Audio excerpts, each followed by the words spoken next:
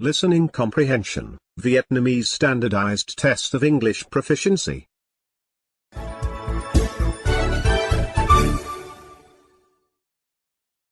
In this section of the test, you will have an opportunity to demonstrate your ability to understand conversations and talks in English. There are 3 parts in this section with special directions for each part. Answer all the questions on the basis of what is stated or implied by the speakers in the recording. There will be time for you to read the instructions and you will have a chance to check your work. The recording will be played once only. Time allowance is about 40 minutes, including 05 minutes to transfer your answers to your answer sheet.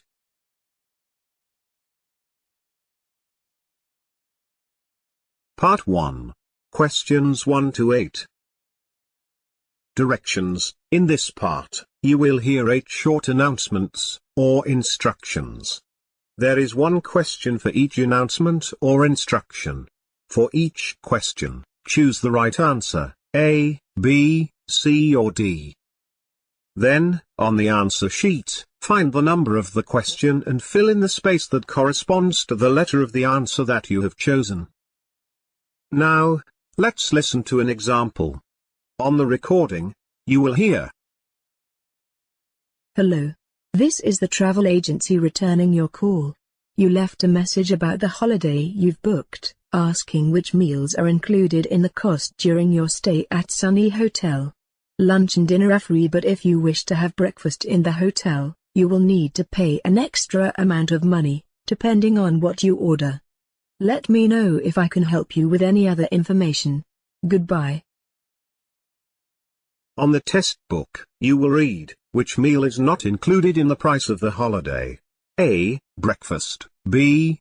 Lunch. C. Dinner. D. All. The correct answer is A. Breakfast. Now, let's begin with the first question. First, you'll have some time to read the questions 1 to 8.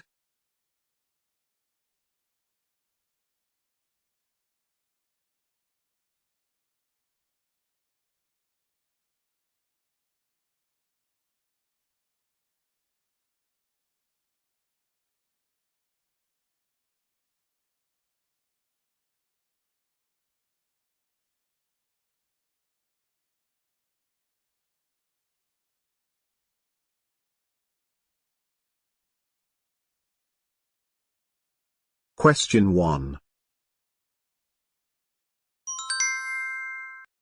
Hello, this is Gloria with Dr. Bob's office. This is a reminder of your dental appointment for Thursday, May 22nd at 1 p.m. Since you have several cavities to fill, please allow yourself at least 3 hours for the visit.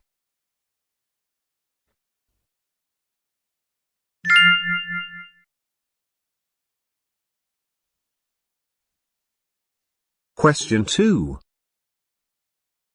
Why has the meeting been relocated? Because the South Tower is undergoing renovations, the design team meeting scheduled for tomorrow morning has been moved to the North Tower conference room on the 12th floor. The meeting will still be held at 10.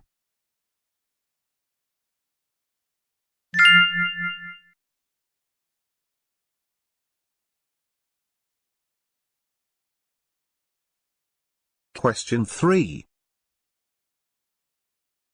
What is the main cause of decreased domestic sales? Unfortunately, I must report that domestic sales have dropped by 17% over the last 2 quarters. Although the sluggish domestic economy is a factor, the primary cause of this worrying development is increasing competition in the retail clothing sector.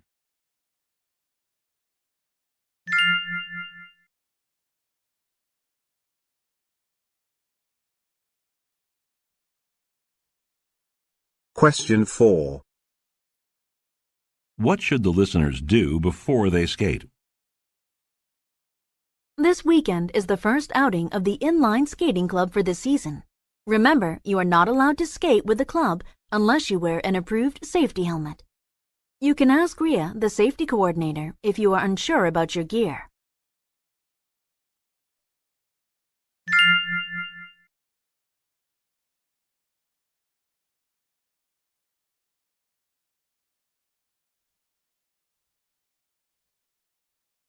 Question 5. What profession does the speaker work in? As a woman and sports announcer, I'm often approached about giving speeches on women in sports.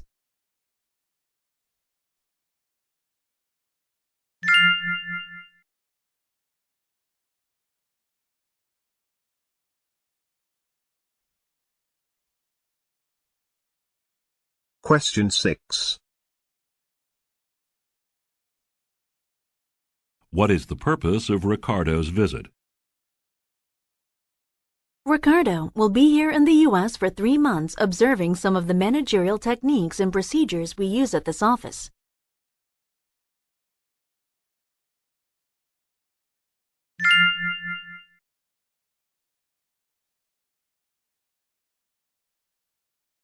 Question 7. What kind of business would be making this announcement? In order to improve customer service, we will be initiating a customer satisfaction survey.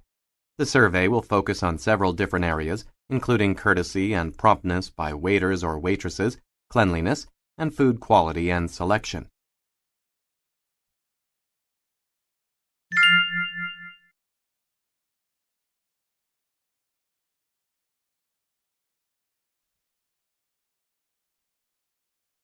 Question 8. Why has confidence increased? Investor confidence was bolstered by government data indicating inflation rose by barely 0.2% last quarter, meaning that the national bank is unlikely to raise interest rates.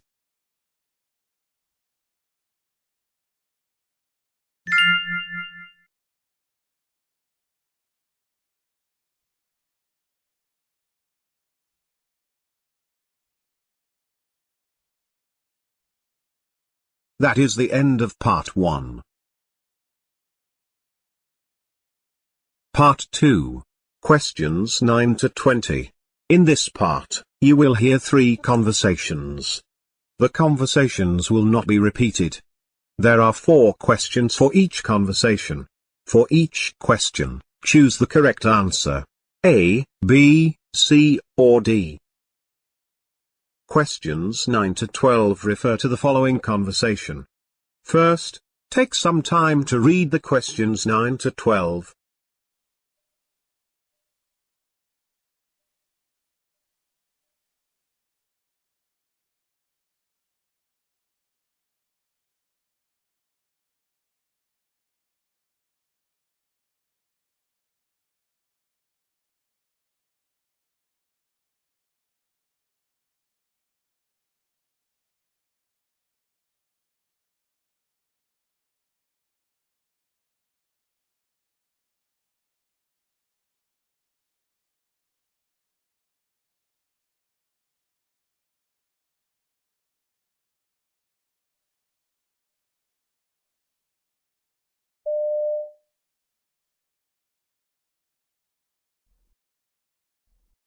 Our copier has been acting strangely today. Could you come and take a look at it for us? Okay, but did you check to see if any paper is jammed inside? Yes, I did, but that's not the problem. I think the problem may be more serious. All right, but I have to run across town this morning to fix a machine there, so I don't think I can make it to your office until after lunch.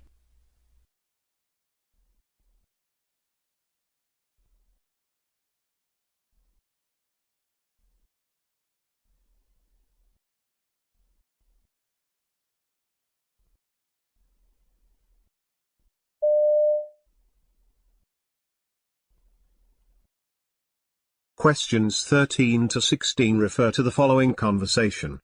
First, take some time to read the questions 13 to 16.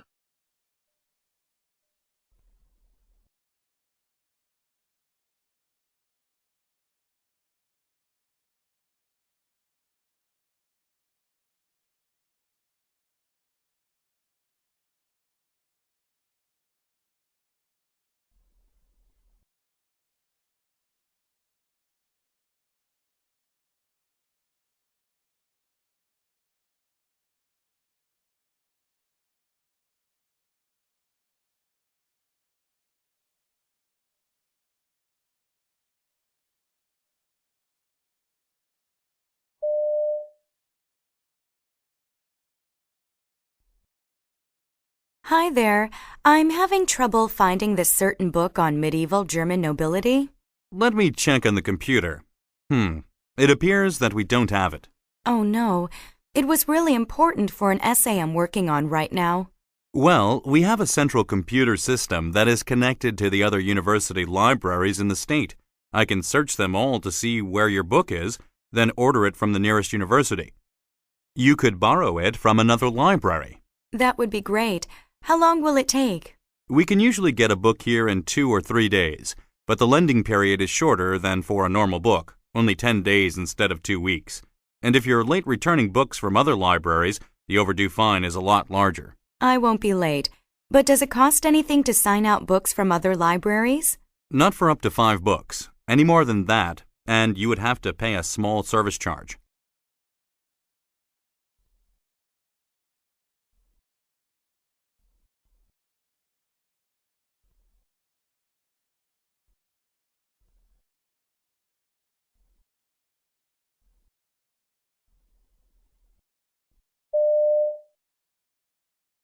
Questions 17 to 20 refer to the following conversation.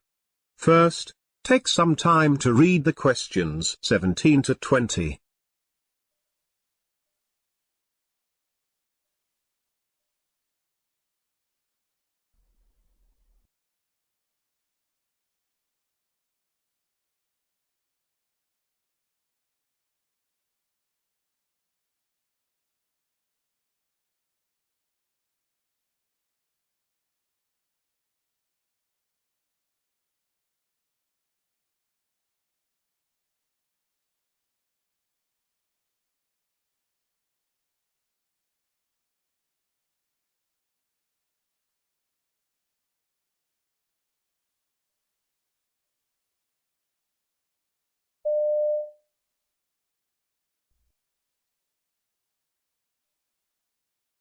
What's the matter, Jane? Oh, I was supposed to meet James for a study session at 4, but he's late.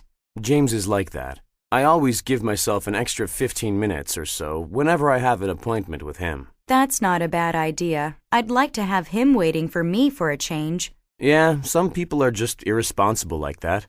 I remember once he was actually late for the exam, nearly 20 minutes late, and he just comes walking in like there's nothing wrong.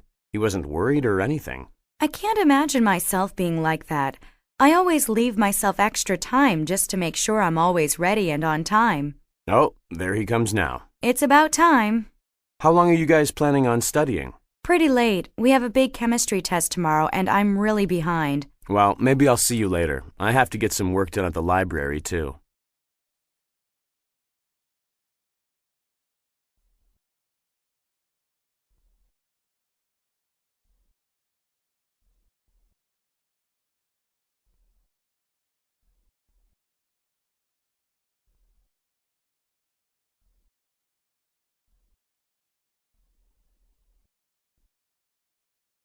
That is the end of part 2. Part 3. Questions 21 to 35. In this part, you will hear 3 talks, lectures or conversations. The talks, lectures or conversations will not be repeated. There are 5 questions for each talk, lecture or conversation. For each question, choose the right answer. A, B, C or D. Questions 21 to 25 refer to the following professor's lecture.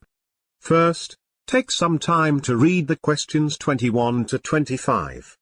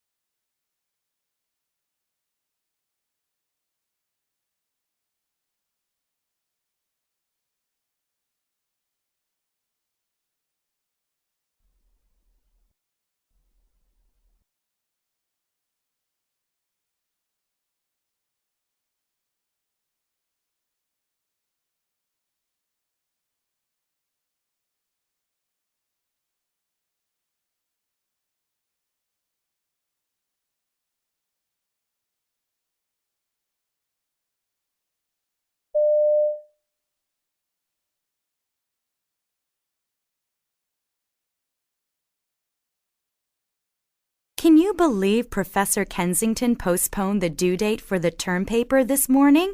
It's unbelievable. Yeah, it was crazy. I've been spending days and nights in the computer lab writing up that paper. I only did that because he kept on emphasizing that he won't take any paper that's not in his office by noon today. I heard that too. Jessica and I stayed up half the night trying to finish it. I think it was 3 o'clock in the morning when we finally had the third draft. I barely had any sleep. You had Jessica to help you? At least you had someone to proofread your paper and help you with the research. It was a nightmare for me. I didn't even have time to proofread my paper. Well, I'm really upset that Professor Kensington was so inconsiderate. Don't you agree? I guess it was a hasty change, but I think he did it for us students. You really didn't get enough sleep, did you? You're not thinking straight. I can't possibly see how I can understand his hasty decision that way.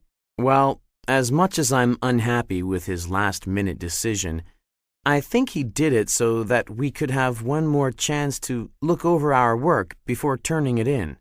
Besides, an extension of 2 days isn't going to change anything drastic in our papers. I suppose.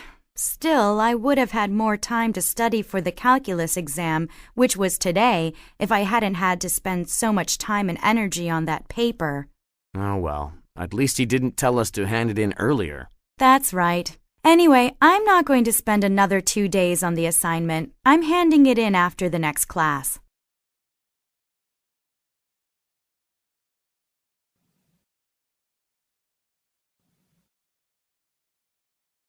Questions 26 to 30 refer to the following conversation.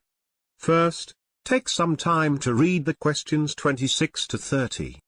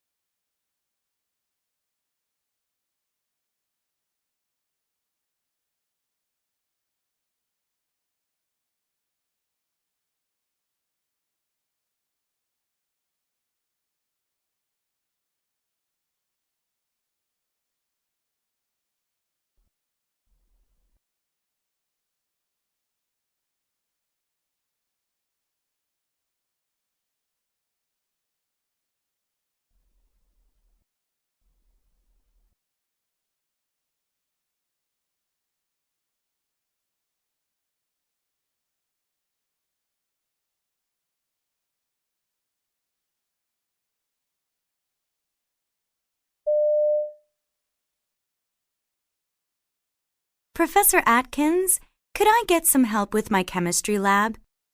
Certainly, Julie. What's the problem? Are you having trouble understanding some of the experiments? Oh no, I understand the experiment. Perhaps I only think that I understand it. What do you mean? Do you or don't you?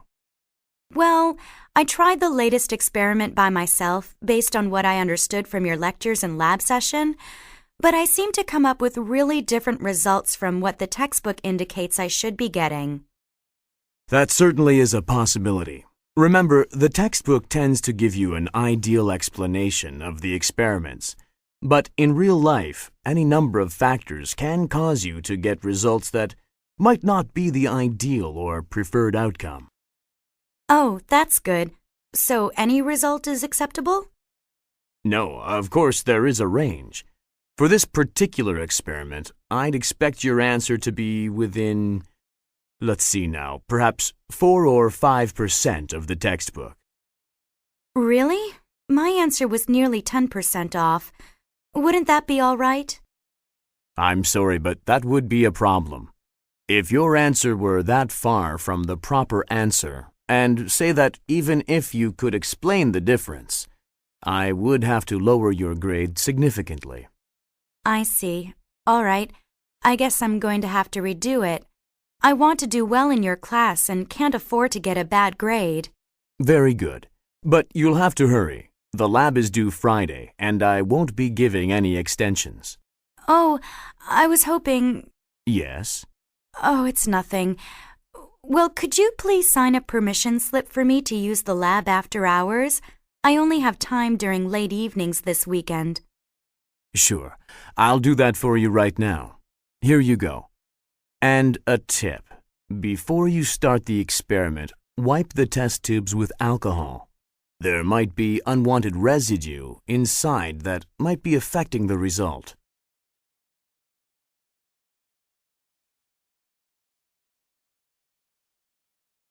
Questions 31 to 35 refer to the following professor's lecture. First, take some time to read the questions 31 to 35.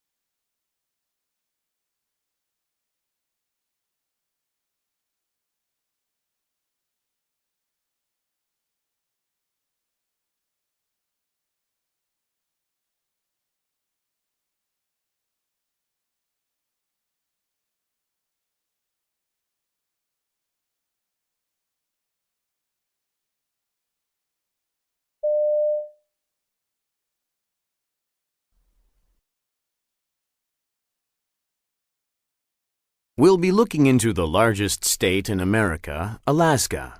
If you look at the location of Alaska on the map, you can see that it is bordered by Canada on the east, the Arctic Ocean on the north, the Bering Strait and Bering Sea to the east, and the Gulf of Alaska. Wait a minute, sorry about that. To the west, and the Gulf of Alaska to the south.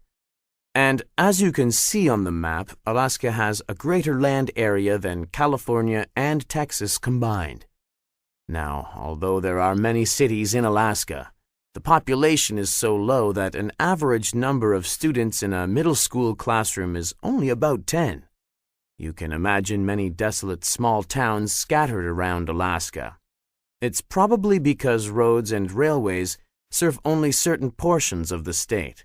So it's natural that Alaskans rely heavily on airplanes for transportation, since many parts of Alaska are accessible only via air. Well, of course, there is a railway operating between Fairbanks, a relatively big city in central Alaska, and Seward, a city on the southern coast. It is much more popular than the only major highway in Alaska, the Alaska Highway, which is open throughout the year. Not that there's much traffic. One does not need to venture far to understand the reason for its sparse population. Even though cold climate and other factors make most of Alaska a less than desirable location for farming, agriculture is conducted in a few areas between Fairbanks and the southern coast. Most of the food Alaskans need, however, must be imported from outside the state. Also, Alaska is subject to strong earthquakes and occasional volcanic activity. Your textbook describes the explosion of the Alaskan volcano Mount Katmai in the early 20th century as one of the most famous and violent volcanic eruptions in history. I strongly suggest you read up on that chapter, as we'll be touching on some of that the next time. Anyway, where was I? Oh yes, earthquakes. These occasional earthquakes generate seismic sea waves called tsunamis. As you may have heard, these waves can reach far inland and destroy communities along the shore. It wasn't much different from the terrible tsunami of 2004.